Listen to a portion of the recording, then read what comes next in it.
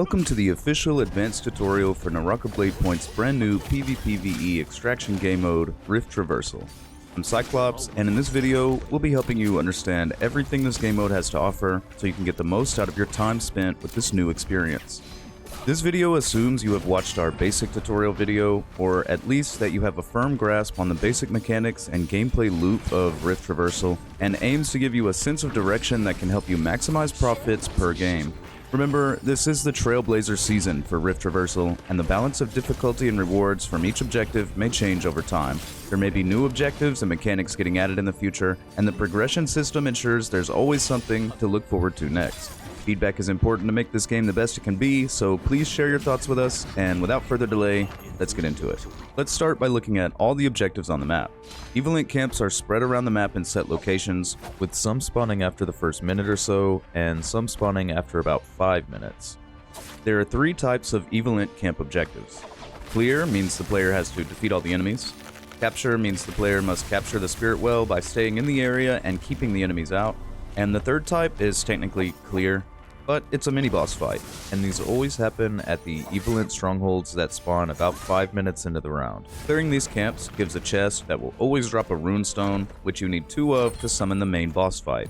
There are 4 possible boss spawn locations around the map, and each one will have different bosses to fight. Once you've cleared 2 of these and gotten the rune stones, you can go to the boss's location and try to take him down for a drunken fire crate reward. If you're familiar with these bosses from fighting them in Showdown, that knowledge will certainly come in handy since their movesets are mostly the same in Rift Traversal as they were in Showdown. Only 1 boss will spawn per match, and as it is right now, many players feel that the amount of time and effort required to take down the boss is not worth the rewards that typically come from the boss chest, especially when compared to something like a Golden Rock Escort. Before we start covering each objective on the map, let's uncover some of the hidden secrets this map has to offer. There's a guaranteed mini-boss spawn inside the throne room at Plume Castle, and it will be one of a few different possible Showdown bosses. Once defeated, this boss drops loot and gives you access to his rubric chest. Above the throne, there's an arrow that points up, down, left, or right. This arrow corresponds with the middle statue outside the throne room, and hitting the statue makes it turn, so the goal is to make the statue face the same way as the arrow. Up is north, right is east, and so on. Then we can come to this location to reveal another secret arrow, and this one corresponds to the statue closest to this side. So we can go to it and spin it to face the same direction as its arrow. The third and final statue doesn't have a corresponding arrow, so once the first 2 are properly aligned, spin the third statue until it locks in place and you'll hear the reward spawning in the throne room, a large drunken fire crate. To the south of Plume Castle lies another hidden puzzle. A large, locked chamber containing a drunken fire crate can be opened here by getting enough weight to depress these 2 pillars on each side of the chamber. Typically this requires the weight of 3 players, however a dropped weapon will also push the pillar down. Inside this chamber lies one of the marked drunken fire crates on the map, surrounded by enemies. There's a guaranteed dice searchable that spawns here, which yields a random item that everyone can loot roll for. There are actually 3 hidden dungeons around the map that contain a decent amount of treasure. The first one is next to the northern bridge leading away from City of Tang. Heading down these stairs reveals an area with loot on the ground and searchables around. These dungeons can contain dice, drunken fire crates, and other special loot.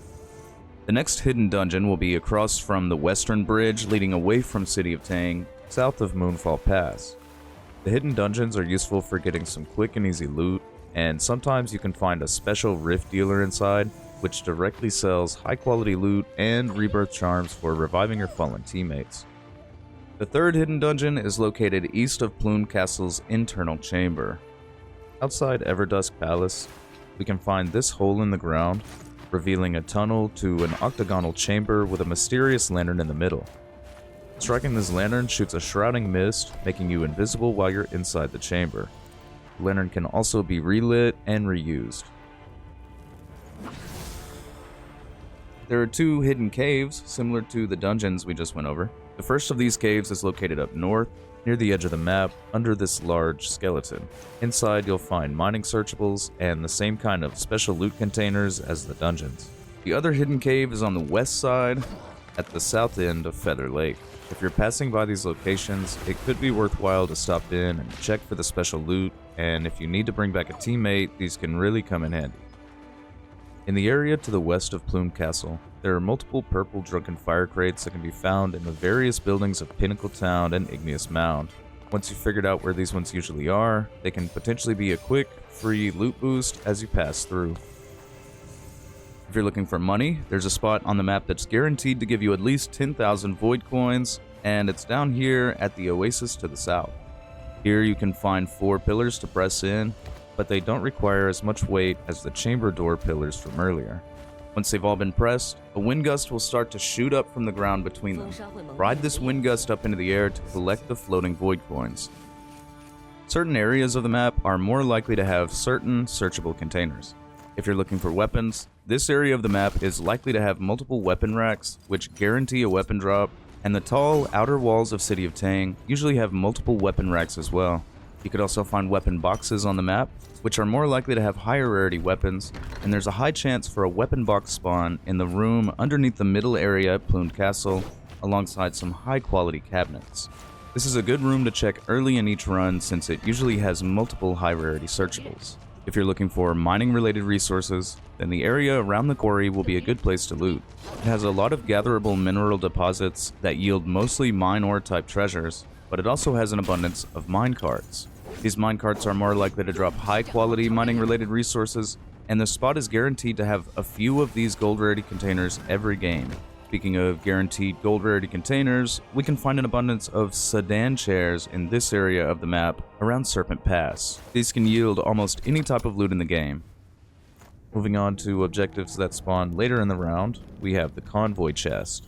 This spawns in about halfway through the match, and players can spend void coins to load up a certain weight capacity worth of loot to immediately extract that to their storeroom without having to actually leave the game. This is really useful if your sentry chest is already full of highly valuable stuff and you have an abundance of void coins to spare. There are quest scrolls sprinkled throughout the map for different objectives. One most players are already familiar with is the bounty style quest, which marks an enemy for death and rewards the quest completer with void coins. But in Rift Traversal, they're called contract quests, and these contract quests summon one or multiple neutral enemies that can be quite difficult to deal with due to their gigantic health bars, and honestly, they can just be super aggressive. There's also a flag carry quest, which, when activated, gives the player a flag they must carry to a marked spirit well, usually across the map. This quest marks the flag holder on every player's map, so getting this done quickly is highly recommended, especially since the reward is void coins and a drunken fire crate. Then there is the Safeguard quest, which tasks the team with defending the round's boss from other players defeating it, and rewards void coins upon completion, as well as a drunken fire crate at the boss area. The Valiant Challenge is available in Rift Traversal and pays very well if you survive the entire duration. Just remember to stay alert, or you might have a whole team sneak up on you. The Revenge quest is really interesting. Only if you have a fallen teammate can you accept this to avenge them by dealing 1000 damage to the one who defeated your teammate. Once you do that, you'll be rewarded with a rebirth charm, but not with any void coins or fire crates. The reward is your teammate. There are 2 different types of weather effects that can occur in Rift Traversal, and weather effects affect the entire lobby. The first one is the sandstorm. Players can crouch in a sandstorm to go invisible. The other weather event that can happen in Holleroth is a snowstorm, which starts growing every player's chill meter. Once the marked threshold is reached, the player is affected by chill, and will start rapidly losing ultimate charge. The only way to counteract this is to go to one of the bonfires on the map and apply a warm buff. This keeps the coldness away for a few minutes, but snowstorms last longer than one warm buff, so rewarming may be necessary. Now let's talk about keys. You may know of the Holleroth internal chamber key that you can buy from the Rift dealer, which has a high price tag that scales up with difficulty. Inside this chamber, you'll always get a dice searchable and multiple drunken fire crates. However, this is not the only key activated area on the map. You can find or buy keys of different rarities, which open a corresponding area on the map. Each of these keys has a durability, and the durability cost to open the corresponding cave increases based on the current difficulty. This is a nice way to add some extra looting to your rotation, but keep in mind that keys you find in a game can only be placed in the relic or sentry bags. You can only place a key in the key bag outside of a match. The Realm of Yang still comes down in Rift Traversal, but the rules are a bit different. If you die in the Realm of Yang fight, you are dead and out of the game. You don't get to fight in Yang, lose, and go revive somewhere. That's just it. The timer to enter Realm is extended to 2 minutes, and the reward for winning Realm is a Drunken Fire crate with an item that all party members can roll on to have an equal chance at winning the prize. Morris Blessings are also present in Rift Traversal, and they give free loot, supplies, and a free rebirth charm, perfect for bringing back a fallen teammate. Arguably the most lucrative objective to complete in Rift Traversal has to be the Golden Rock Escort. A few of these will periodically spawn in throughout the match, and players push the Golden Rock to its next stop by standing in the marked area around it and defending it from evil ents and other players. The Golden Rock will stop 3 times to give rewards, giving a greater reward at the last stop. This is often one of the more contested objectives, since there will only be 1 or 2 active at a time, and the rewards are bountiful and valuable. Now that we've covered all the main objectives, let's go over the exit gates. There are 4 main types of exit gates, denoted by their symbol. The first type is the free extraction point, which allows a whole team of players to escape through it, so long as they got to it before it went away. This one has no special stipulations or requirements. The next type of exit gate is the mission extraction point. In order for this gate to open, a player's team must have completed the required number of quests or defeated the required number of enemy players. The third type of exit gate is the drop extraction point. This is the gate with a 10-pound relic bag weight limit, and sometimes it will be restricted to only 1 person using it. The last main gate type is the guide gate. After activating the 3 Rift Gate guides in sequential order, the guide gate will be available for extraction for a short time. This extraction gate is always located in a poison pond, so beware of the direct HP damage when standing in the contaminated waters around the life gate, though this poisonous water is actually non-lethal. You can always see what gates are currently active, listed on the side of the map. There's one more secret exit gate which can be revealed by purchasing the golden twig from the Rift dealer. Only 1 person can escape using this gate, and it will open to everyone 1 minute after it's purchased by anyone. This is typically best saved for emergencies. So now that we know about every objective, let's talk about how to maximize profits in a time-efficient way. Beginning spawn points are completely random, so it won't always be viable to do the exact same objectives every game. Let's look at an example. Let's say you spawn here. There's an evil ent camp nearby. Let's start with that to reveal the boss location. We're not actually going to kill the boss, we just want to know where he is. Once we know where the boss will be, then we can start rotating towards Plume Castle, since there's a lot of potential loot there. We can loot the lower room we talked about earlier, then go to the mini-boss in the throne room and defeat him to get the statue puzzle done. We're splitting up to cover all the valuable areas in Plume Castle. Then we can head down to the other puzzle area for another Drunken Fire crate. We're also keeping an eye on the objectives around the map. If an objective disappears and we didn't do it, we know someone else is in that area.